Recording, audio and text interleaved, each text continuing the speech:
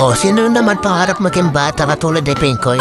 Na-picture muna tayo dito sa mga tropa groups natin, guys. Ayun, abutan na naman tayo ng mga intik dito, guys. Baka gusto niyo ako ilibre ng buko. Ano, pili kayo, buko o bukol? Charot. Sana all may buko na may bukol pa. Charot. Ang gwapo mo talaga, Kuya Emerson. O ano, kaya niya pa? Paldo-paldo na kayo dyan eh. Ito si Kuya Pitoy oh. Mukhang paldo na naman. Ay, sabi na eh. Pangangatiyan pala na Kuya Pitoy eh. O sige Kuya Pitoy, dikit mo na lang sa kuluan ng manok.